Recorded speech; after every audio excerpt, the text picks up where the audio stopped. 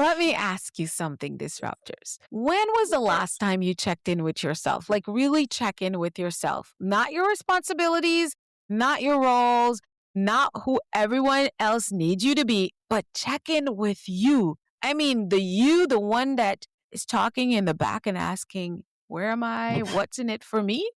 Yeah, because a lot of us women who are listening right now, we look like we have it all together, but internally we feel exhausted, disconnected, and sort of running on autopilot. Here's the real issue. It's probably not just a burnout. It's that you've built a life that requires you to abandon yourself to keep everything going. That's exactly what we're talking about today. Welcome to Mindset Mastery Moments, the best growth mindset podcast, recognized by Million Podcasts and ranked as a top mindset podcast by FeedSpot.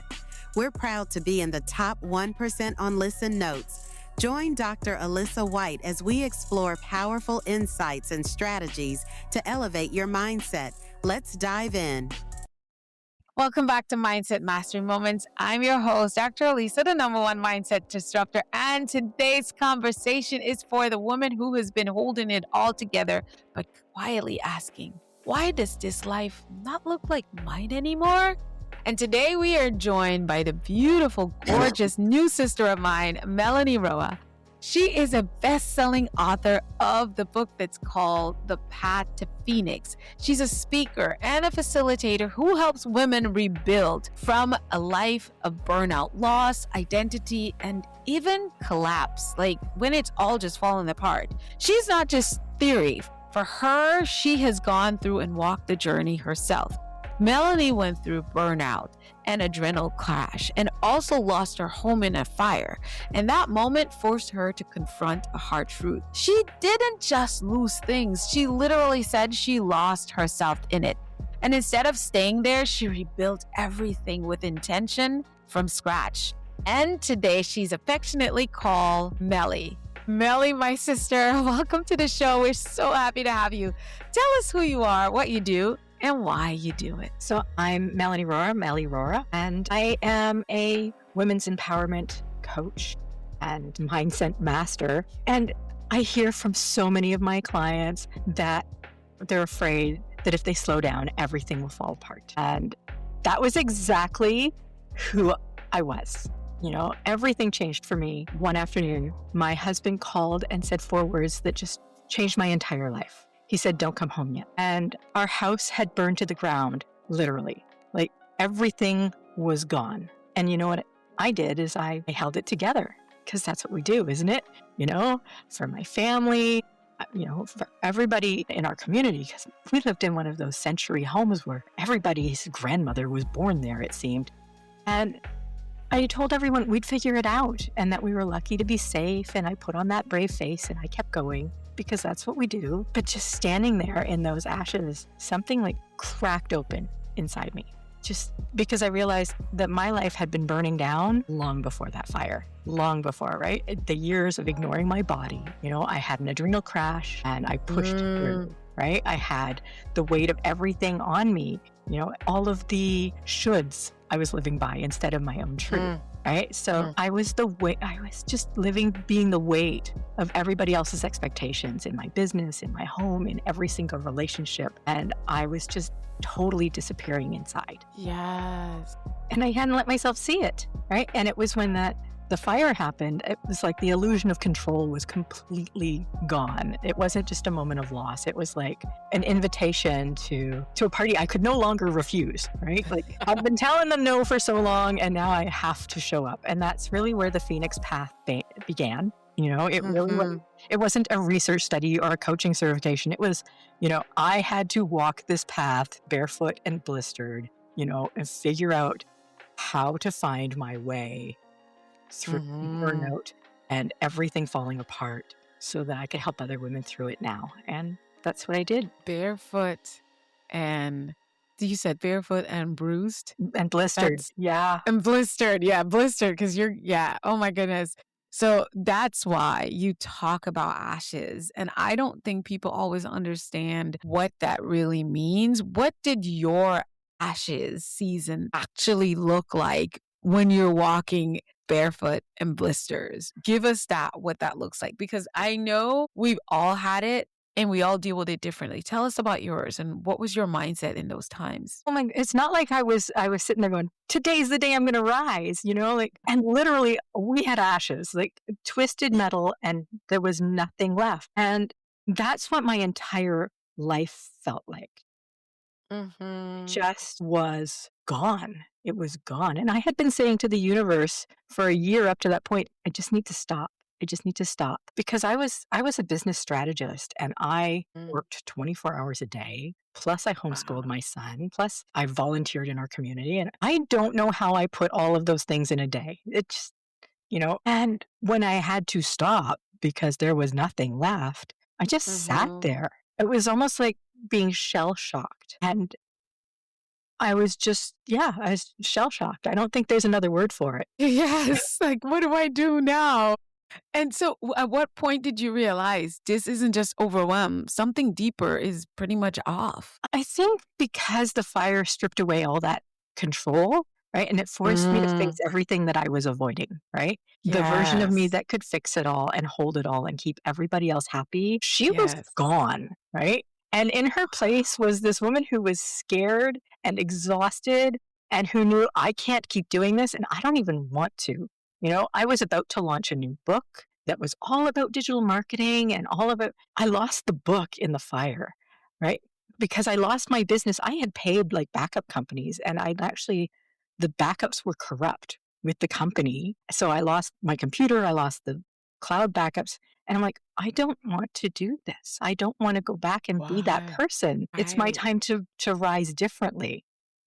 And that felt good. I knew that I could do it differently. And that was kind of my lifeline at that point. Wow. Because, hey, let's face it, a lot of us normalize burnout and we call it, this is just my busy season. This is just my busy season.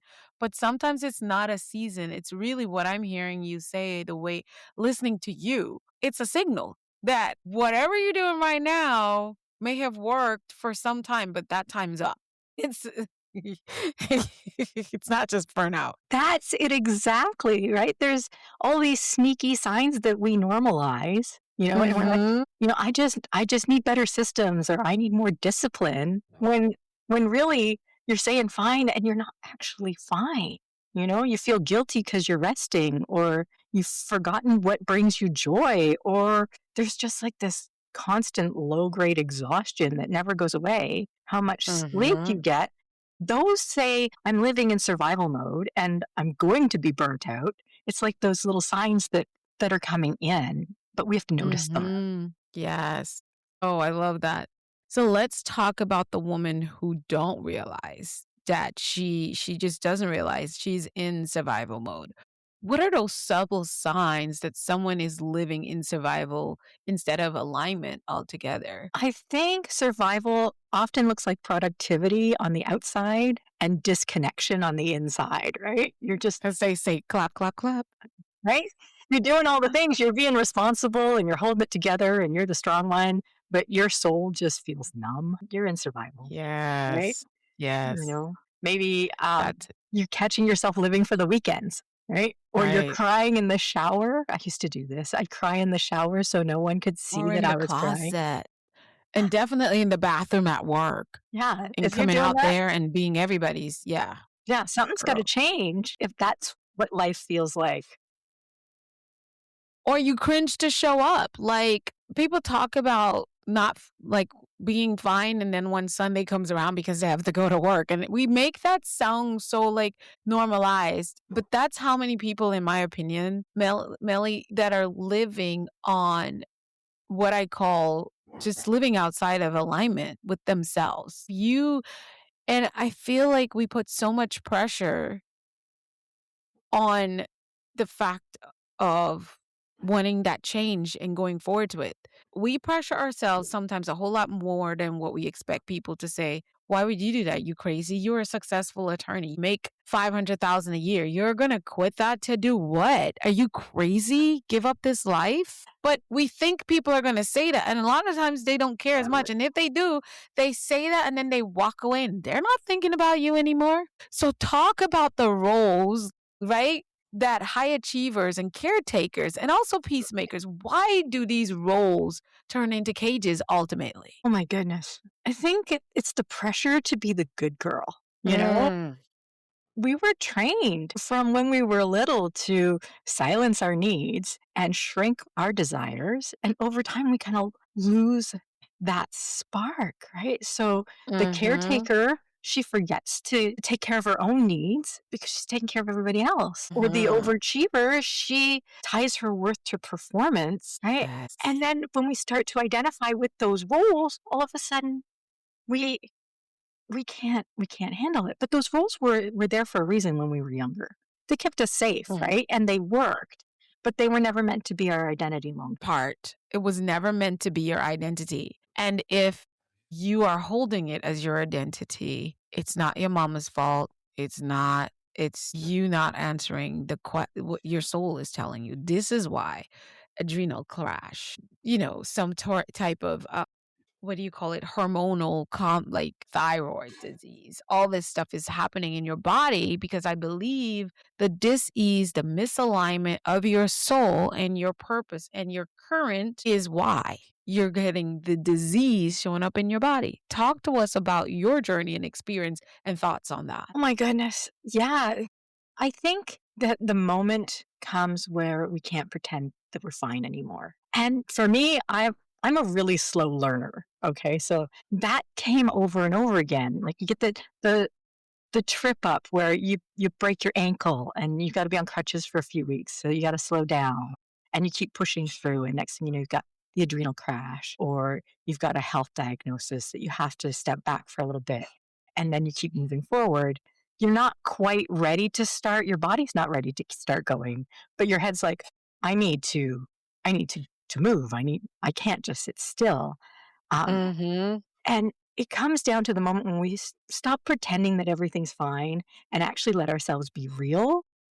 Mm-hmm. That's when things can come back, but we have to do it with boundaries. Yes. And not just boundaries with other people, but boundaries with ourselves too. Because sometimes I was so bad at that. I needed the Mack truck to come and everything to stop all at once because otherwise I was not going to stop ever. Right. We will keep going. And I'm going to say something here. Some people are not burned out from life. We're burned out from being everything to everyone. And they don't even know, like, we're not even like in a space. We don't know who we are outside being everything to everyone. And that is a journey. Absolutely. That's a huge part of the journey. That's a huge part of the Phoenix Path because I had no idea that my needs even mattered when I started this Whew. process. I had no clue what I liked, right? I was a mom. You're not a lady, you're nothing but a mom. It's not like that anymore. But that's how it Whew. felt at the beginning. I didn't know who I was. So let's shift into boundaries and go a little bit deeper because you hinted on that. And that's so important because everybody talks about boundaries, boundaries, boundaries. And I love that you said I didn't have boundaries with myself for myself. But because that's what I identify with. The person who said yes to everything, it wasn't that people didn't have boundaries. I didn't have boundaries with myself to respect myself, to say, okay, self, this is what you can commit to because this allows you your time, your relax, your creativity, your even goofing off time. So if you said no, you can't do all this and still have time for this. Like you literally have to say yes to yourself, which will probably be a no to a lot of things. And that's not selfishness, that's self-fulfillment. People struggle with that. What's the difference between a healthy boundary and just shutting people out altogether? Because people will hear me say what I said, saying no, learning how to say no. And they're like, well, your kid needs you, so you're just going to say no. What are the difference between that healthy boundary lines, keeping up with your roles and responsibility with others and for others, but also not becoming toxic and just shutting people out altogether? I think we struggle because we were never taught that boundaries are actually an act of love. It's not about rejecting the other person. I know I was taught that being kind meant saying yes. You just say yes, but boundaries are how we stay kind and clear because when you say no with clarity, it actually makes it easier for the other person as well because they're not expecting anything from you at that point. So boundaries will protect your peace without really hardening your heart. And you don't have to put up walls. And I love to talk about, how walls will keep people out, where boundaries will let people in without And losing yourself. It's more like having that force field kind of bubble where you get to pick who gets to yes. come in. So boundaries really are about saying to yourself, I love you, me. I love me. Love it. I love me, and I'm here and I'm staying open, but I'm also keeping myself safe. Because when we say Right. yes to something that, we didn't want to do, we start to diminish our own light. We feel Mm-hmm. gross. We get resentful and angry, and none of that is good for us. Yes. One of the chapters in my upcoming book, I talk about, and I love to talk about being self-full because it's from a place of fullness that you're able to pour, right? And so why do you think, Melly, that women feel guilty when they finally begin choosing themselves? I think that there are some fears that keep women standing in the ashes of what no longer is working. And Mm, I address quite a few of these in my book. It's fear of being judged, the mm-hmm. fear of failing. I've been doing Yes. this other thing for so long. How do I do something this? I think you nailed it. Fear of being seen as selfish. Yeah. I know a lot of women who are like, what if I let this go and everything falls apart? Thing is, it's Mm-hmm. already falling apart. We're just trying to hold all the pieces together right now. And and that's so practical. I was having a conversation with someone who is at least almost a couple 100 pounds overweight. And so they were going back and forth with about weight loss. And I said, I'm going to say something to you that's going to sound a little bit unconventional because I'm only going off what you tell me. Because they're like, well, I've done this, I've done that, I've done that. And now I was considering using GLP-1s and I'm not sure because that just makes you way too skinny. And they had all this stuff. And I'm like, well, have you researched it? Have you spoken to your doctor about it? No. Okay. So then you're just going off of what other people been commenting where online? That's your source of information for your health? And then I said, here's the thing. You are severely overweight. You're on all these medications. I was like, what is one more that might help you get off all the other ones? Well, I might be on, I said, I don't know. I'm not giving you medical advice, but here's the thing. When you are resisting not letting something break that's already broken, I don't know what to tell you. And that's the thing with a lot of us as women when we struggle with these boundaries and telling people no, it's because we're afraid of what will happen. But what's happening right now is not working already. That's it. And I think there's a deeper fear. I think there's a Right. deeper fear because she's probably wondering, who am I going to be with? And yes, you want to lose the weight, but you notice anyone who loses weight, 90% of the people gain it all back again, They gain it back. right? Right. Which And has happened to this person and to me 100 times, in my opinion.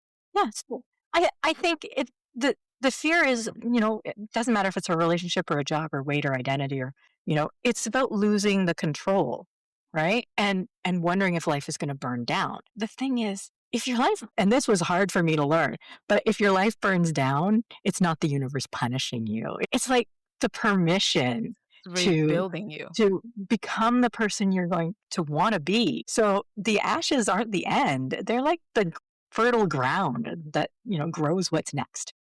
Exactly. And I love that. Do you know, Melly, that in my work, I've been talking about the phoenix that's rising from the ashes of her past. And my big shift and change is when I actually moved to Phoenix, Arizona. And everything, that's when I started to rise. I'd been in the ashes and then literally started to rise when I moved here. So I love that analogy. So give us some practicality here. Maybe let's just go with one. What is one way a woman listening to us right now can start setting boundaries today without necessarily over explaining or over apologizing for setting those boundaries? I've been trying to get this into my sunset, but no is a complete sentence. No, Clap, clap, mic right? drop. Yes. You don't No have to explanation needed. explain your no. You don't have to. Are you coming to this thing? No, not tonight. I can't make it tonight.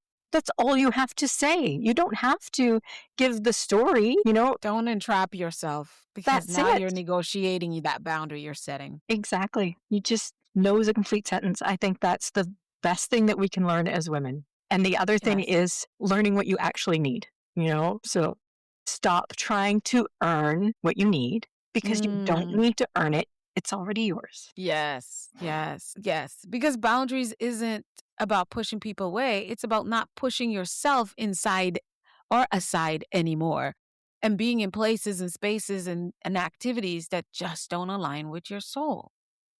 This is why women suffer. If you ever notice, I mean, I was married for a while and I was actually very salty, as they would say, or disgruntled about how my ex-husband would come home and he called it cool off. He would come home, take off his clothes, and then dude would literally be sitting on the couch watching TV. And hour one, hour two, hour three, I'm like, babe. And he's like, I'm like, you got stuff to do. We need to do this. He's like, yeah, when I'm done cooling off. And I'm like, you've been cooling off for 3 hours. He's like, I'm still cooling off. I'm probably going to cool off for another hour. And I remember getting so frustrated with him, but how did he know to chill out after that? And he worked 10 to 12-hour days and he started very early and he had a lot of responsibility. He led a team and all his job was physical. He knew to chill out. And the moment I sat down and cool off with him, I felt so guilty. And I remember times him saying, sit down. Sit down. Let's watch this. This is your show. This is our show. Let's do it. No, you don't have to cook dinner. We can order something.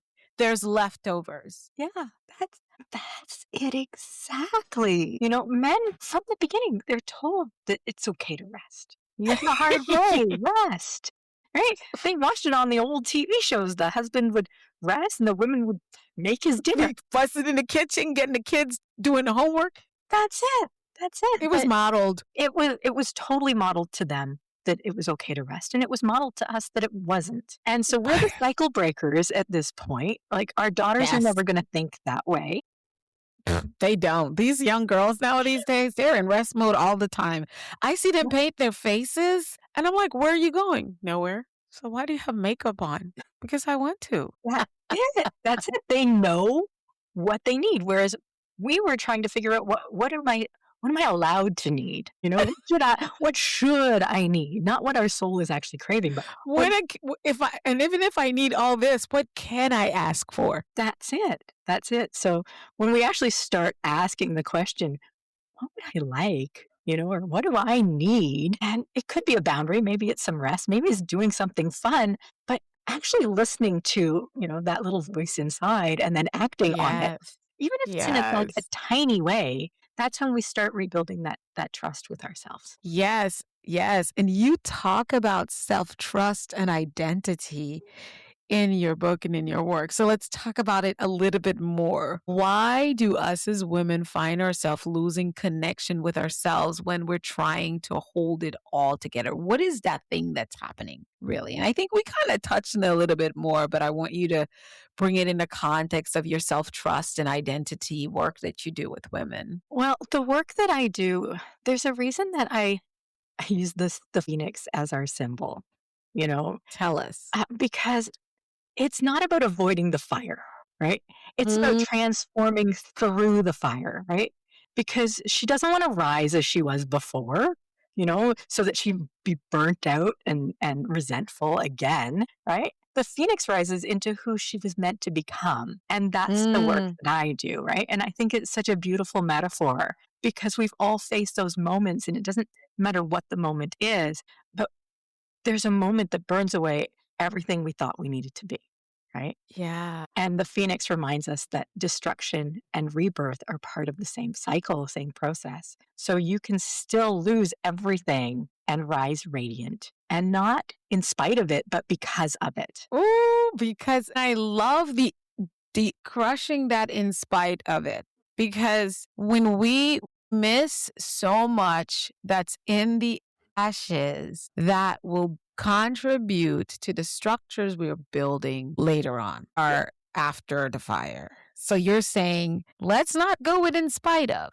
but because of. Exactly. Exactly. I've sat I in love circle with it. so many women who were like, this and this and this happened to me, and I was still able to do these things, even though I have this story. And it's not about the even though, it's about this is my story and this is who I am because I traveled through it. And it feels so much better. It feels so much better It than carrying does. around that backpack full of all these awful things that happen. Yes, that means you still got a lot. Because, like, I remember back in the days, there was as a Christian, you don't get divorced and stuff, and so people would say, like, I've heard, I've had a mix of all. It's like, yeah, I went through divorce 10 years ago, and people say, "I'm so sorry you had to go through that." I'm like, "No, no, no, no, no. You wouldn't even know me. We would not be here at this conference. I would not be on that stage. I would not be this person if I had not come through the journey of divorce, and I'll submit myself to learning and growing through that process." So I always talk about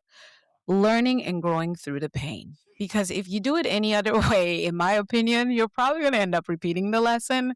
And my thing is, life doesn't promote you because of your age. The promotion comes from learning and passing the test, which proves it's also not a test that's when you're going to just study and write and answer multiple choice questions. You are literally it's practical. You have to show competency.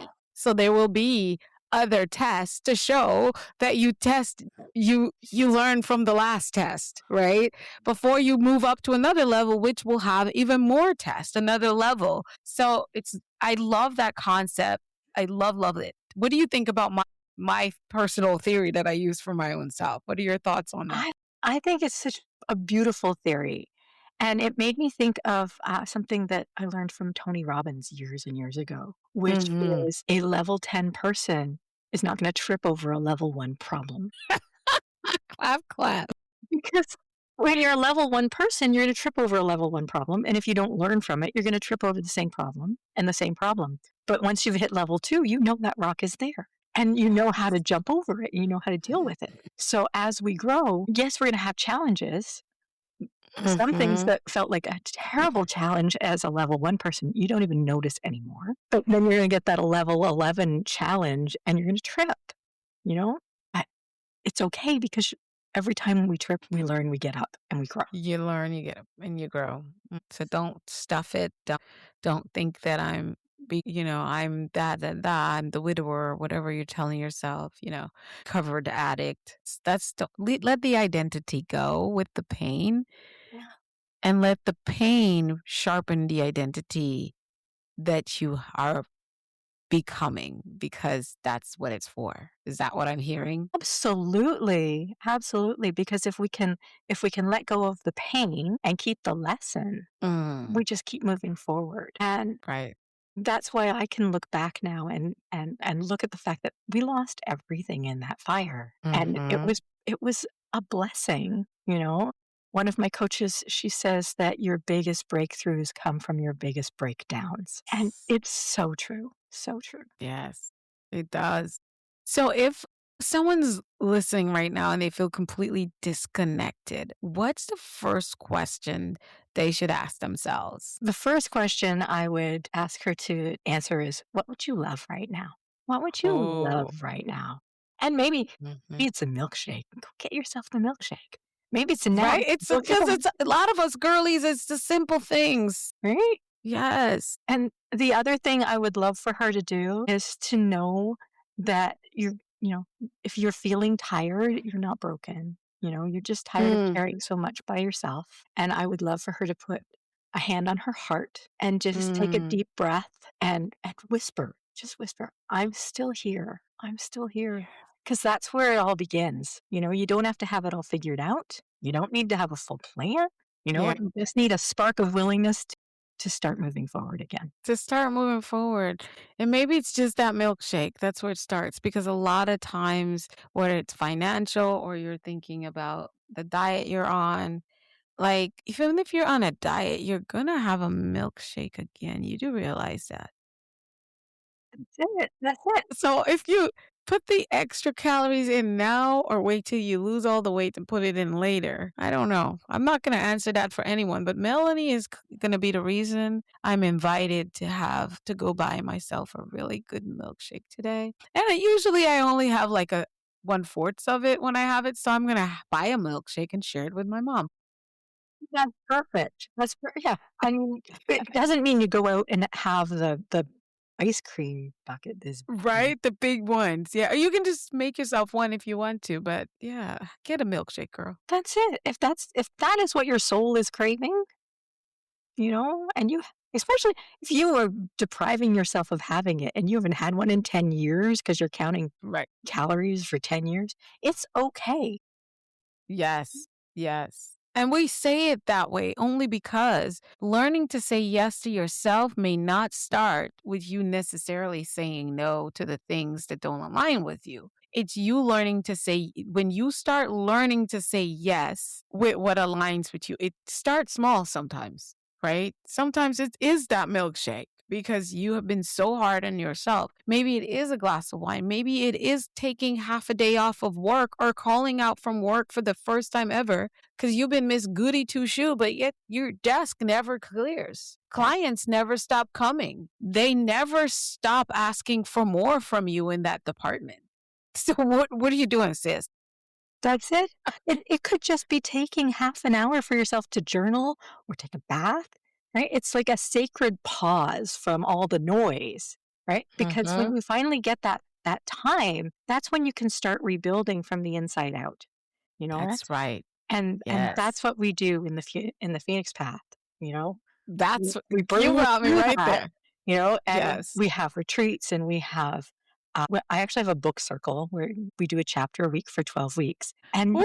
you can go through the process surrounded by women who get it. Oh, I love it. That's what I wanted to dive a little bit into more in depth about the Phoenix Path. Can you break that down simply? What does that journey look like where you talk about release, rebuild, and That's it. So there's four phases, right? So we uh-huh. have to recognize what's going on. And it could Okay. I mean, and every chapter we go through this process, it's recognize, release, reclaim, and rise. So we Mm. talk about self-talk and negative self-talk and recognizing it and how to Mhm. release that and how to reclaim better thoughts for ourselves and rise out of it. And that's just chapter one. So Mhm. forgiveness and resilience and our dreams and where we want to go potentially, we take, and boundaries, of course.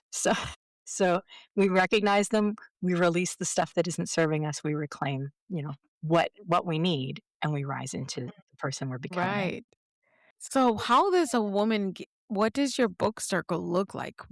How do you get to become a part of it? What is it? What's the process? And if you can, I would love for you to share what actually happens when someone actually commits to the process of the Phoenix Path. So we do a book circle once a week for 12 Mhm. weeks. So it's 3 Mhm. months, and the circles are 90 minutes to 2 hours depending on how many women we have in the room.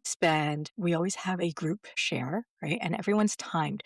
I love doing circles where there's a timer involved so that we don't end up with one woman who's talked for 45 minutes and nobody else gets to speak. We all, respect the timer, and Yeah. we don't do feedback in my circles, which is really amazing because I want you to recognize what's going on in your own head and what's going on without having other people's voices changing that for you. Ooh, that's So good. what we do instead is I learned this from Sistership Circle. It's called the beam. And we actually have heart chakras in our hands. So once a woman is finished sharing, we all beam her. We send her all the love and everything that we want to say through these chakras in our hands to the other woman who is receiving. And she receives from everybody in the room, and she's witnessed in what she was saying. Because how often do we get to use our voices where somebody else doesn't give us feedback? Yeah.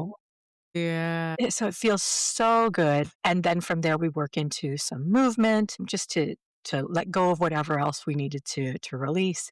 And then we do an embodiment practice to reclaim and rise into the next version. And we do I this love every it. week. Now, are these only in person or it's virtual as No, we well? do these online now, right? We do these online, and it is such a beautiful process. I've had women from 30 different countries be in my presence when I'm doing stuff like this. So How beautiful is that? yeah, yeah, it's really wonderful. And honestly, we pair you up so that you have an accountability buddy through the 12 weeks. And these women become such good friends. It's lovely to see someone who's from New Brunswick, Canada, talking to someone who's in France. And they now have someone to visit when they decide that they're going Big travel. to travel. It's wonderful. That is what I love about it. We just launched a book club and we shared it in our inside community, and we're going to allow for individuals to come, and we plan to feature some of the books from our podcast guest. We're starting off with The 360 Leader by John Maxwell. But the question I have for you is, I know that you're in the process of putting together an amazing women's event with another team of women. Can you tell us a little bit about that? I'm super excited about this event. Actually, probably the culmination of my next book, which comes out next year. Yeah. So it's called Sisterhood in Leadership, and it's all about women in collaboration with each other. Because, quite honestly, collaboration, I think, is the key to women's leadership.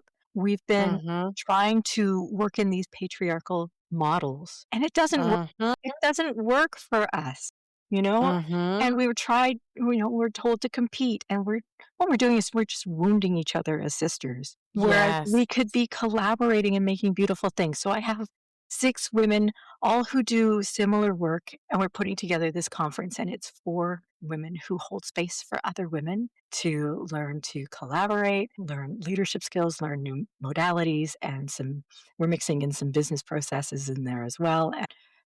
But it's going to take place over 3 days in April 2027, and we have um, amazing events planned in the evening. So it's almost like we're working during the day, but we're like magic at night where we really get to know each Ooh, other.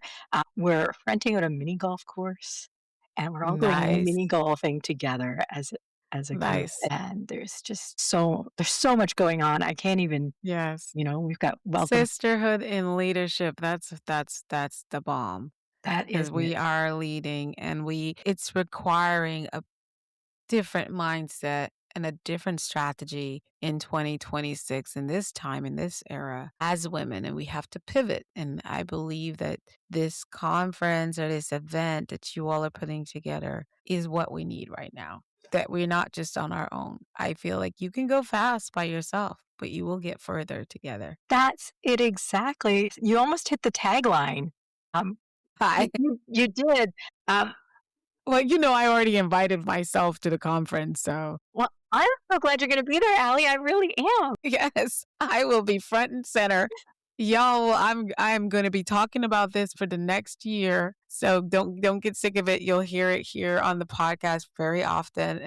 And Melly and the team will be back to share more details with us. So yeah, Thank you so much for that. We're excited. So excited. I'm excited to see that. And then we know Path the Phoenix is already an amazing tool, and you do have the book published and ready. So share with us where we can actually get copies of your book. Is it available in audiobook and stuff like that? So it just won 3 awards, actually, at, Congratulations! We Book celebrate Festival. you.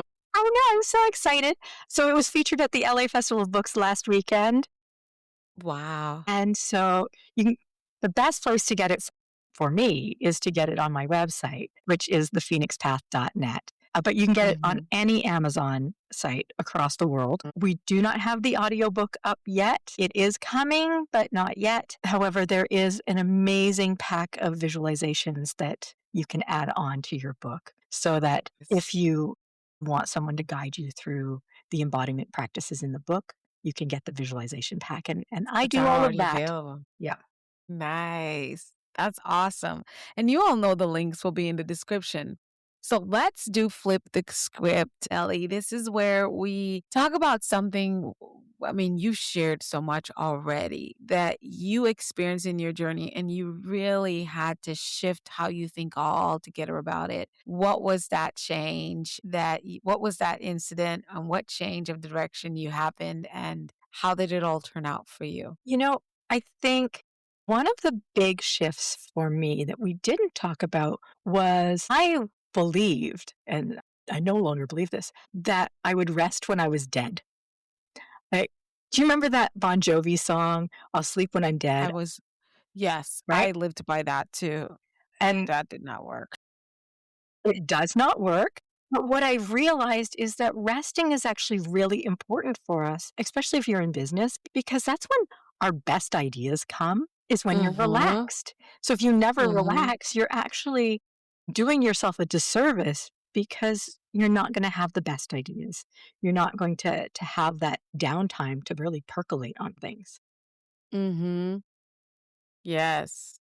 Getting getting sleep, very important. You don't have to work 20 hours a day. No, and honestly, you're not as effective as you could be if you're not resting and getting sleep. It's just, you think anyway else, take it from us. But if you want to try it, come back and tell us how that worked if you didn't rest, and you're not resting. From ashes to accent, you are the phoenix, right? And you lead other phoenix to rise. What does success mean to you right now? Success to me, for me, it's funny because I lived so long with other people's versions of success, and I had all of those things. And Mhm. really, it's being able to take half a day off and hang with my kid just because I want to. Yes.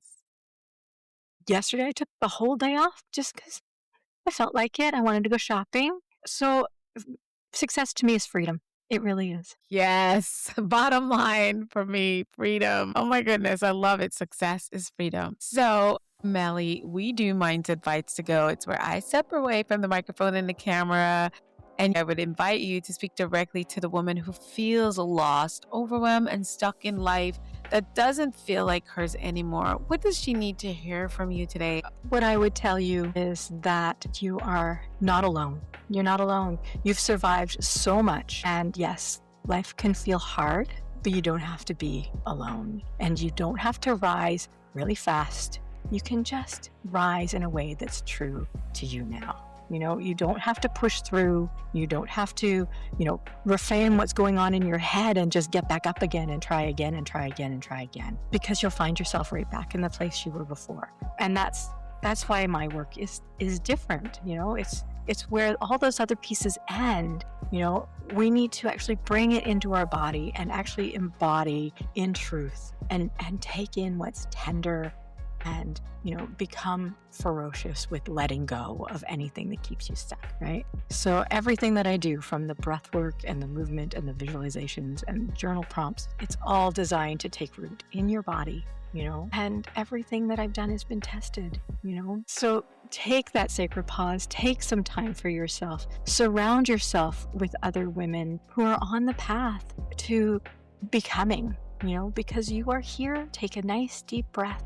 You're still standing. You just need a spark of willingness to keep moving forward. Just take a small step towards yourself. And that spark's enough. It was enough for me, and it'll be enough for you too. Because you are enough. I love it, love it, love it, love it. Well, listen, Melly, it's just been such an amazing conversation. We had our own episode that the listeners and viewers didn't get to listen to prior to this one. And I'm definitely so excited I had the opportunity to meet you. And we appreciate all the gems that you delivered to us on this episode. And we can't wait to have you back again. Disruptors, listen, if you are getting ready, you got 1 year to get yourself ready. The links will be in description. When you listen, just click down, scroll down, and the links to the upcoming event. Soul Sisters. Let me make sure I say it right now. Sisterhood in Leadership. Sisterhood in Leadership. I say I want to do souls because you're going to find a lot of soul sisters at an event. Over 400 women from around the globe will be right there waiting for you to meet you and help you transform and rise. Let's talk about it. Any last words from you, Melly, that you want to share with us? So here's what I want you all to take from this. You don't need to add more to your life. You need to remove what's no longer aligned with you and who you're becoming. Some of you are trying to rise while you're still holding on to what burned you in the first place. I just wrote something on my social media about people holding on to their trauma and drama. But if it's not serving you, just let it go. Let it burn, like Usher said. and rise. So listen, reach out to Melly and our team. Let her know you heard her here, and also connect with the website below. And I can't wait to see you at Melly's event. Thank you so much. And we look forward to seeing you in the next episode. Keep mastering your mindset. Things do become. Bye now.